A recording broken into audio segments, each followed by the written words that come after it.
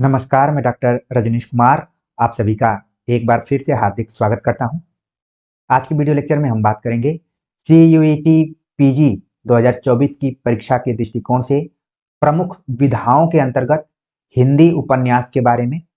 क्योंकि जब आप सिलेबस देखेंगे तो पॉइंट नंबर 3 में प्रमुख विधाओं और अन्य गद्य विधाओं के बारे में आप सभी को पढ़ना है। तो इसके पहले हमने कहानी पर चर्चा कर ली है कि आखिरकार हिंदी गद्य के अंतर्गत तमाम कहानियां आपको पढ़नी होती हैं, फिर भी हमें किन कहानियों को विशेष तौर से ध्यान में रखकर जाना चाहिए, किन कहानीकारों को ध्यान में रखकर जाना चाहिए। तो मोटे तौर पर हमने कहानी वाले वीडियो में इस पर चर्चा कर ली थी। उसी क्रम को आगे बढ़ाते हुए आज हम चर्चा करेंगे कि जब आप हिंदी गद्य पढ़ना शुरू करते हैं और उसमें उपन्यास पढ़ने जाते हैं तो आपके सामने ढेर सारे उपन्यासकार और उपन्यास आ जाते हैं। तो दिक्कत होती है कि किसको पढ़ें और किसको छोड़ें। तो हम JNU PG हिंदी सिलेबस के आधार पर एक अनुमान लगा रहे हैं कि कम से कम इन उपन्यासकारों और उपन्यासों को बिल्कुल ध्यान में रखकर जाइए, जिससे कि आप अधिक से अधिक अंक हासिल कर सकें। हमने JNU के PG हिंदी सिलेबस को क्यों चुना है? कारण ये है कि जब आप देश के प्रतिष्ठित विश्वविद्यालय के सिलेबस के अनुसार पढ़ेंगे तो आपके अंदर एक कॉन्फिडेंस भी आएगा और साथ में एक लगाव होगा कि हमें इस विश्वविद्यालय में जाना है। आमतौर पर आप देखेंगे कि विश्वविद्यालयों के पाठ्यक्रमों में बहुत थोड़ा अंतर होता है, कुछ रचनाएं अलग लगी रहती हैं, बाकी लगभग आप देखेंगे कि सेम ही होता है। और ये सिलेबस तो डॉक्टर नामवर सिंह द्वारा तैयार किया गया था, तो इससे बेहतर सिलेबस आपको अन्य किसी विश्वविद्यालय में नहीं मिलेगा। मिलेगा भी तो किसी न किसी रूप में इसकी नकल ही आपको दिखाई पड़ेगी। तो मैं ये कहना चाहता हूं कि आप यूजी में जिन भी महाविद्यालयों या विश्वविद्यालयों में पढ़ रहे होंगे उस सिलेबस से टैली करते हुए, इसको मिलाते हुए आगे आप पढ़िए, ठीक है।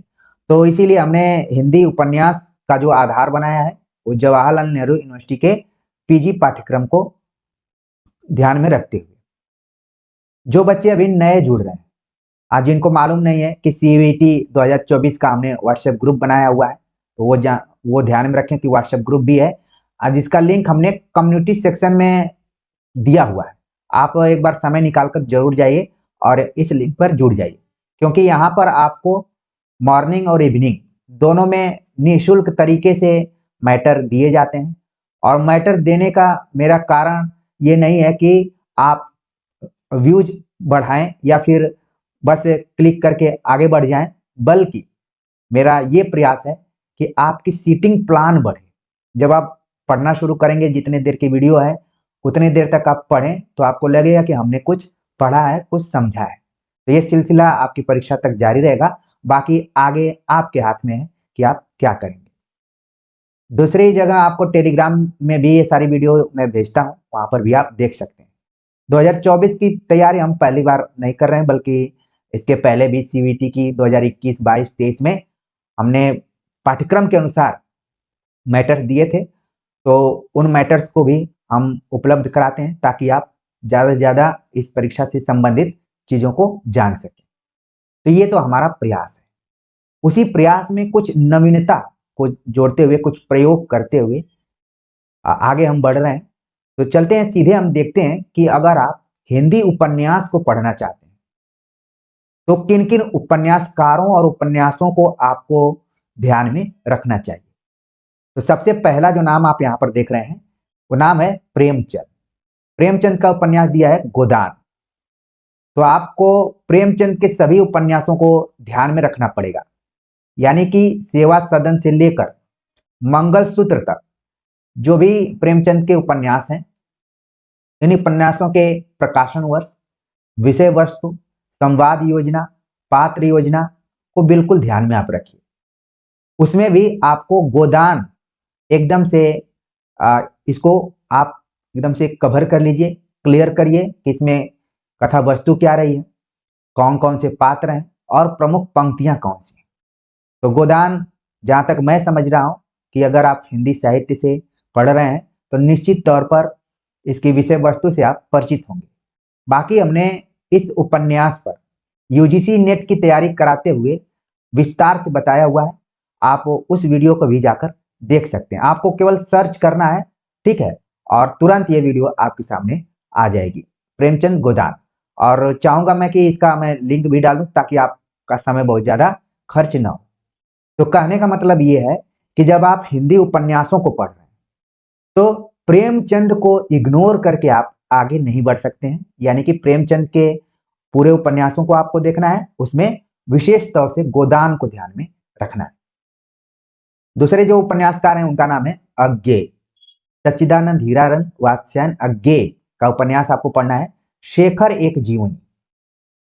शेखर एक जीवनी एक तरीके से आप देखेंगे कि परंपरा से उपन्यास लेखन जो हो रहे थे, उपन्यास लेखन की जो परंपरा रही है उससे थोड़ा सा हटकर इस उपन्यास को लिखने का प्रयास किया गया है। और ये शीर्षक में ही बताया गया है कि ये उपन्यास तो है लेकिन इसमें जीवनी शब्द लगा हुआ है। जीवनी शब्द लगने से बहुत सारे विद्यार्थी कंफ्यूज हो जाएंगे कि ये किस विधा की रचना है।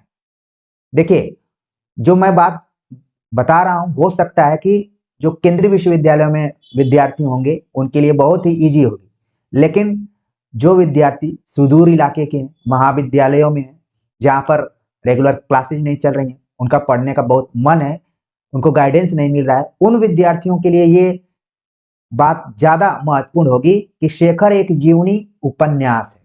भले इसके शीर्षक में जीवनी शब्द लगा हुआ है, लेकिन किस विधा में है? उपन्यास विधा में। ये दो भागों में बटा हुआ है, लेकिन पहला भाग ही इसका महत्वपूर्ण है। यह मनोवैज्ञानिक दृष्टिकोण से लिखने का प्रयास अज्ञे ने किया है।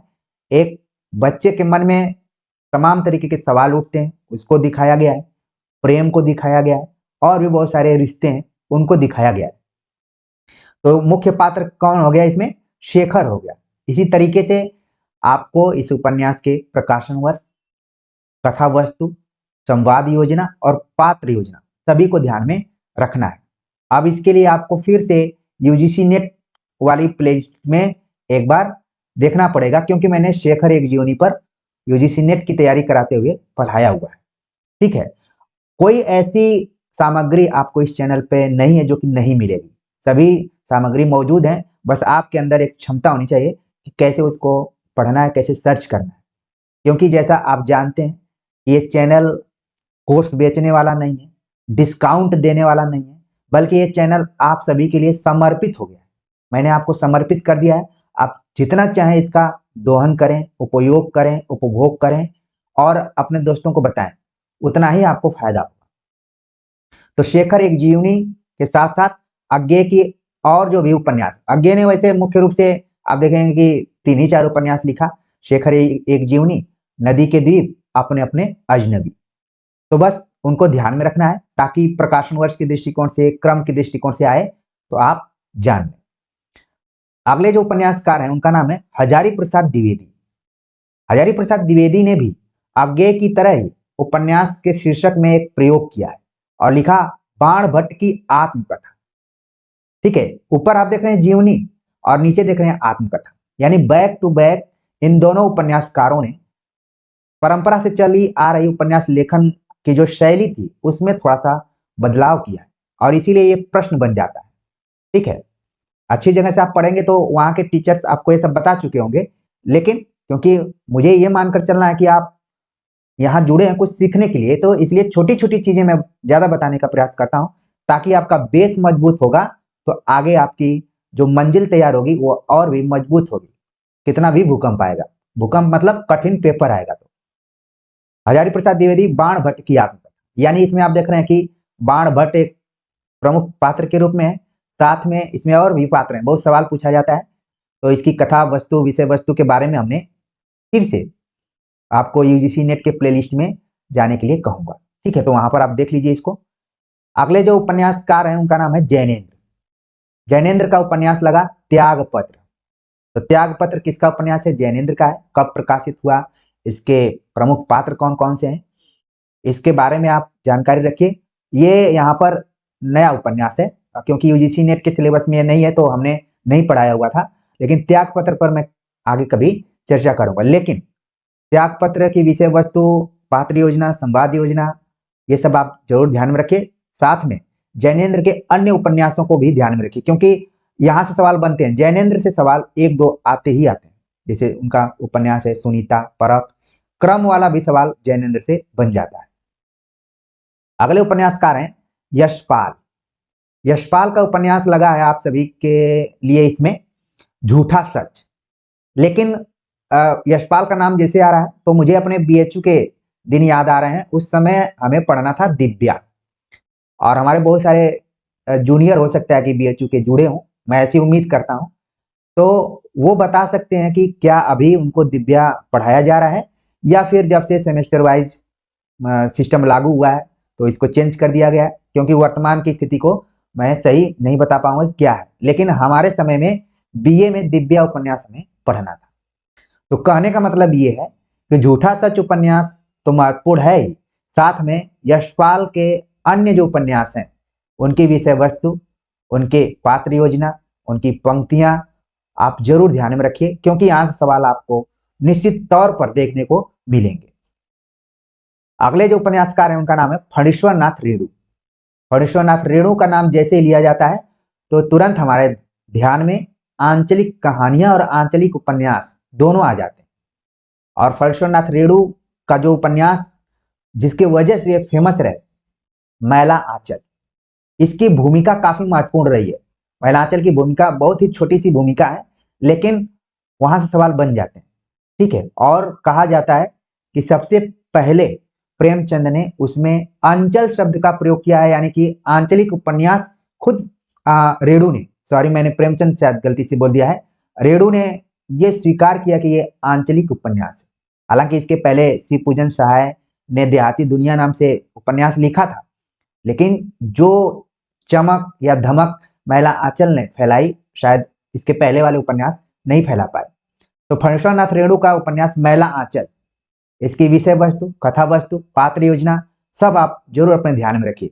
इसके लिए भी आपको यूजीसी नेट वाले प्लेलिस्ट में जाना पड़ेगा। वहां पर हमने इसकी सारी जो अभी मैंने बताया कि कथा वस्तु, पात्र योजना सब कुछ मैंने बताया हुआ है।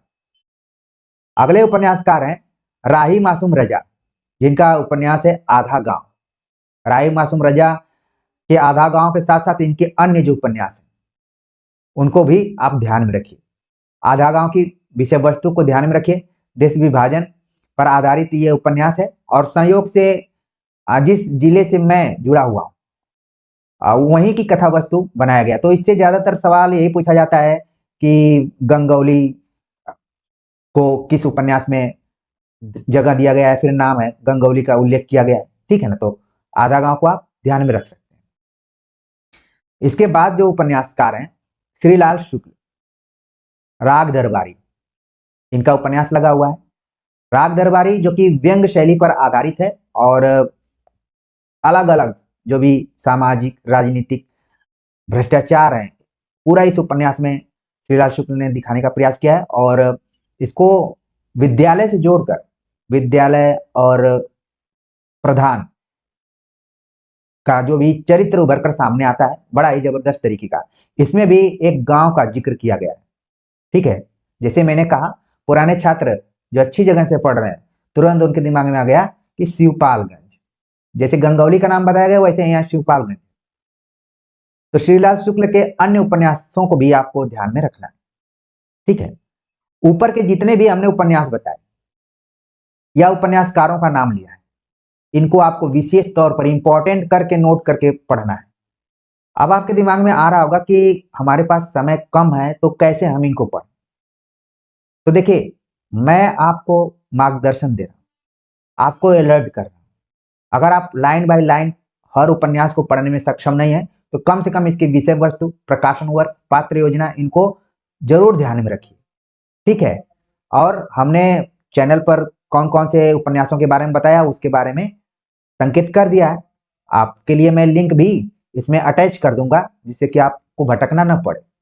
लेकिन जब आप किताब खोलने जाते हैं तो ढेर सारे उपन्यास आपके सामने दिखाई पड़ते हैं, कौन पढ़े कौन नहीं पढ़े, उसकी जगह पर आपको तो कोई नई दृष्टि जरूर मिली होगी कि चलिए इनको हमें विशेष तौर पर ध्यान में रखना है, क्योंकि हम देश के एक प्रतिष्ठित विश्वविद्यालय के पाठ्यक्रम के हिसाब से बात कर रहे हैं। और न सिर्फ इसी विश्वविद्यालय में ये रचनाएं पढ़नी है, बाकी अन्य जहां पर आप लोग भी पढ़ रहे हैं वहां पर भी बहुत सारी रचनाएं होंगी। आप चाहें तो कमेंट्स करके बता भी सकते हैं, क्योंकि कमेंट्स इत्यादि करेंगे तो थोड़ा सा आपकी सक्रियता दिखाई पड़ेगी। ये मुझे भी पता चलेगा कि आप लोग अपने अपने विश्वविद्यालय महाविद्यालयों के पाठ्यक्रम को देखते भी, नहीं तो ये लगेगा कि आप लोग बस केवल वीडियो देख रहे हैं और समय को काट रहे हैं। ऐसा नहीं करना है। अब मैं क्यों रुक गया था 8 के बाद, 9वां जो उपन्यास लगा हुआ है नौकर की कमीज, विनोद कुमार शुक्ल। इनको बस आपको याद रखना है कि नौकर की कमीज विनोद कुमार शुक्ल की है, प्रकाशन वर्ष कब है, बस बहुत ज्यादा इसको पढ़ने वढ़ने की जरूरत नहीं। बड़ा ही थोड़ा अलग शैली में ये उपन्यास लिखा गया, इसीलिए मैं कह रहा हूं। बाकी जब आपका एडमिशन हो जाए तो बाद में इसको आप पढ़ सकते हैं। महिला उपन्यासकारों का नाम भी इसमें दिया गया है। खासतौर से एक उपन्यासकार का नाम है मैत्रेयी पुष्पा, जिनके की उपन्यास चाक उपन्यास है। तो मैत्रेयी पुष्पा के समेत आप 2-3 नाम और जोड़ लीजिए। कृष्णा सोबती के उपन्यासों को जरूर पढ़िए आप, ठीक है। इसके बाद है मन्नू भंडारी, इनके भी उपन्यासों से सवाल पूछे जाते रहे, ठीक है ना। तो कुल मिलाकर आपने देखा कि तमाम उपन्यासकारों और उपन्यासों के बीच में किन उपन्यासकारों और उपन्यासों पर हमें ध्यान देना है और सटीक तरीके से तैयारी करके जाना है। अब हम देख लेते हैं कि कुछ इसमें आलोचनात्मक किताबें भी लगी हैं। प्राय हम पढ़ते हैं, जब कहानियां पढ़ते हैं, उपन्यास पढ़ते हैं, तो एक सवाल आता है कि प्रथम कहानी कौन है, प्रथम उपन्यास कौन है, या फिर किसने माना है। तो ये सारे प्रश्न कहां से बनते हैं? इन्हीं आलोचनात्मक किताबों से बनते हैं। तो किताब लगी हुई है गोदान नया परिप्रेक्ष्य, डॉक्टर गोपाल राय। ये जो इंडेक्स दिया गया किताबों का, उन विद्यार्थियों के लिए ज्यादा महत्वपूर्ण होगा जो आगे पीएचडी इत्यादि करना चाहते हैं, शोध के क्षेत्र में जाना चाहते हैं। उनके लिए अभी से कुछ कुछ जानकारी हो जाएगी, और फिर मान लीजिए ऑब्जेक्टिव क्वेश्चन में भी आ जाता है तो आप बता देंगे कि गोदान नया परिप्रेक्ष्य किसका है? गोपाल राय का। रामविलास शर्मा की पुस्तक लगी हुई है प्रेमचंद और उनका युग। ये किताब बहुत ही इंपॉर्टेंट है, हर हिंदी पढ़ने वाले विद्यार्थी के पास ये किताब होनी चाहिए, अगर वो प्रेमचंद को विशेष तौर पर स्नेह के साथ पढ़ते हैं तो। प्रेमचंद और उनका युग ये ऐसी किताब है कि इसमें प्रेमचंद की कहानी, उपन्यास, निबंध, आलोचना, पत्र, ठीक है, इन सभी के बारे में चर्चा इसमें की गई और मूल्यांकन किया गया सभी उपन्यासों का, सभी महत्वपूर्ण कहानियों का। तो जैसा कि मैंने पिछले क्लास में कहानी के दौरान बताया था कि प्रेमचंद की फला फला कहानियां पढ़ लीजिएगा, तो इस किताब में प्रमुख कहानियों के बारे में दिया गया है। और सबसे बड़ी बात यह है कि इसमें प्रेमाश्रम और गोदान, इन दोनों उपन्यासों की तुलना भी की गई है। ये बात आपको जेएनयू और बीएचयू से पढ़े हुए शिक्षक ही बता सकते हैं। आमतौर पर आप जिस प्रवेश परीक्षा की तैयारी कर रहे हैं, ढेर सारे चैनल्स आपको मिल जाएंगे पढ़ाने वाले, लेकिन यहाँ पर देखिए एक नई दृष्टि में आपको दे रहा हूं कि प्रेमचंद उनका युग, रामविलास शर्मा ने जो किताब लिखी है उसमें प्रेमचंद की अनेक विधाओं के बारे में बताया गया है, यहाँ तक कि पत्र के बारे में। प्रेमचंद के पत्र काफी महत्वपूर्ण रहे, इस पर शोध भी हुआ है, किताबें भी आई है। अब यहाँ पर देखिए हमने 2 उपन्यासों की चर्चा की है, प्रेमाश्रम, गोदान। प्रेमाश्रम में भी किसानों और जमींदारों के आपसी संबंधों के बारे में चर्चा की है, और गोदान में भी आप देखेंगे किसानों और जमींदारों की भी बात की गई है। तो क्या जरूरत पड़ी कि प्रेमचंद ने जब प्रेमाश्रम लिखा था तो गोदान बाद में उनको लिखना पड़ा, क्या जरूरत थी ऐसी? तो यहां पर आप देखेंगे किसानों और जमींदारों के बीच का जो आपसी संबंध प्रेमाश्रम में दिखाई पड़ता है, जितना कठोर टाइप का है, उतना गोदान इत्यादि में नहीं दिखाई पड़ता है। यानी कि जमींदारों के हृदय में परिवर्तन दिखाई पड़ता है। इसलिए आप जब देखते हैं होरी राय साहब से मिलने जाता है तो राय साहब बहुत ही कड़क व्यवहार नहीं करते हैं, बल्कि अपनी भी व्यथा होरी को सुनाते हैं। आपने गोदान पढ़ा होगा तो ये प्रसंग याद आ गया होगा। तो देखिए प्रेमचंद और उनका युग किताब बड़ी इंपॉर्टेंट है, इसको मैं कहूंगा खरीदने के लिए। इसको मैंने जो इंपॉर्टेंट होगी उसको मैं बोल दूंगा, ये किताब आपके पास होनी चाहिए। हंसराज रावर ने प्रेमचंद पर काफी काम किया है, प्रेमचंद व्यक्तित्व और कृतित्व। बस आपको ध्यान में रखना कि हंसराज रावर का, जैसे आप मदन गोपाल या फिर अमृत राय या फिर शिवरानी देवी की किताबों को ध्यान में रखते हैं, वैसे इनको भी रखना। नेमीचंद जैन की किताब है अधूरे साक्षात्कार। तो बस आपको ये ऑब्जेक्टिव तरीके से याद करने के लिए यही बस है, इसको खरीद कर पढ़ने और की जरूरत नहीं है। बस आप देखेंगे पिछले साल के क्वेश्चन पेपर को तो ये पूछा जा चुका है कि अधूरे साक्षात्कार किसकी पुस्तक है या किसने लिखा है, तो नेमीचंद जैन का। विजय मोहन सिंह कथा समय, ज्ञानचंद्र जैन प्रेमचंद पूर्व के हिंदी उपन्यास। मधुरेश की किताब आपके मतलब बेसिक कॉन्सेप्ट को क्लियर करने के लिए महत्वपूर्ण है। मधुरेश ने एक ही पैटर्न पर हिंदी की प्रमुख विधाओं में लगभग किताबें लिखी हैं। हिंदी उपन्यास का विकास, हिंदी कहानी का विकास, हिंदी निबंध का विकास, हिंदी आलोचना का विकास। तो मधुरेश की किताबें इस टाइप की आपको मिल जाएगी। गोपाल राय ने जहां गोदान पर लिखा वहीं अज्ञे पर भी लिखा है, अज्ञे और उनके उपन्यास। परमानंद श्रीवास्तव ने शेखर एक जीवनी का महत्व नाम से पुस्तक लिखी। इतना ही ध्यान में रखना है आपको। रॉल्फ फॉक्स के उपन्यास है, इनकी किताब का नाम है उपन्यास और लोक जीवन। आमतौर पर जब आपका एडमिशन जेएनयू में हो जाएगा तब इस किताब को आपको बताया जाता है कि ये किताब आप पढ़िए, ठीक है। आप प्रोफेसर लोग बताएंगे तो ठीक है, नहीं तो वहां के सीनियर आपको पहले ही रेकमेंड कर देंगे कि रॉल्फ फॉक्स की किताब आपको पढ़ना है, उपन्यास और लोक जीवन। तो बस आपको ध्यान में रखना है, खरीद कर पढ़ना नहीं है। जान जाइए कि उपन्यास और लोक जीवन किसने लिखा, रॉल्फ फॉक्स। मीनाक्षी मुखर्जी ने लिखा रियलिज्म एंड रियलिटी, जिसको हम बोलते हैं कि यथार्थ और यथार्थवाद, ठीक है। इसको लेकर भी काफी डिबेट रहा है। आप जब प्रेमचंद को पढ़ेंगे तो उसमें आएगा कि आदर्श मुख्य यथार्थवाद, फिर यथार्थवाद। तो मीनाक्षी मुखर्जी ने काफी अच्छा काम किया है, बस आप ध्यान में रखिए, खरीदना नहीं। Geetanjali Pandey between two words, Satyaprakash Mishra का जो की पुस्तक है वो है गोदान का महत्व। ये किताब अच्छी है, बस ध्यान में रखिए। आगे कभी जरूरत पड़ेगी गोदान इत्यादि पे कुछ आपको आर्टिकल लिखने की तो इन किताबों का सहारा ले सकते हैं। सदानंद शाही की पुस्तक है दलित साहित्य की अवधारणा और प्रेमचंद। सदानंद शाही, जो भी बच्चे बीएचयू से पढ़ रहे होंगे या फिर पढ़े होंगे, वहां से इनका संबंध रहा है। चूंकि मैं बीए का विद्यार्थी था बीएचयू में, तो बीए के बच्चों का कितना गहरा संबंध प्रोफेसर लोगों से होता है आप अच्छे से जानते होंगे। अगर आप बीए में होंगे तो मतलब कम होता है, जितना पीजी और पीएचडी में होता है उतना बीए के बच्चों को हमेशा प्रोफेसर बच्चे ही मानते हैं। तो हम तो केवल बीए किए वहां से, तो इन सर से पढ़ने का मुझे मौका नहीं मिला है। हालांकि मैंने सोशल मीडिया के थ्रू इनको जाना समझा है, कई बार रिफ्रेशर्स कोर्स में भी इनको सुनने का मौका मिला है। अगले जो राइटर है राजकमल राय, बल्कि राम कमल राय इनका नाम होना चाहिए था, यहाँ पर कुछ मिस्टेक्स हुआ है। शेखर एक जीवनी विविध आयाम। राम कमल राय ने शेखर मतलब कि अज्ञे की जीवनी भी लिखी, वो भी काफी इंपॉर्टेंट, ठीक है। प्रभा खेतान उपनिवेश में स्त्री।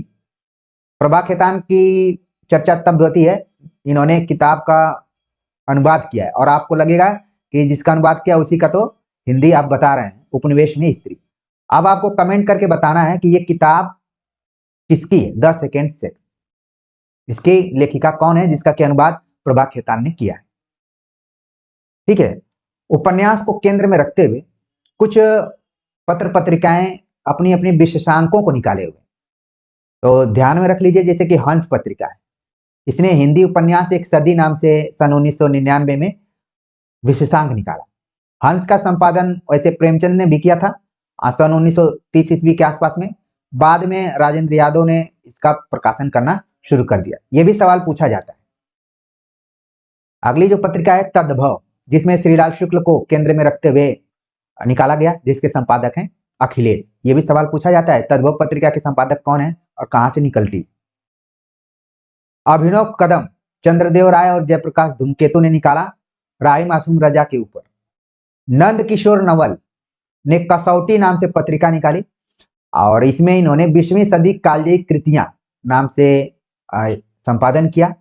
और 20वीं सदी कालजयी कृतियों के बारे में हमने आप सभी को एक वीडियो लेक्चर में बताया, किताब के इंडेक्स के बारे में बताया था। और जितने भी उपन्यासों के बारे में हमने चर्चा की ऊपर, इस किताब में उसकी विषय वस्तु, उसका आलोचनात्मक मूल्यांकन दिया गया है।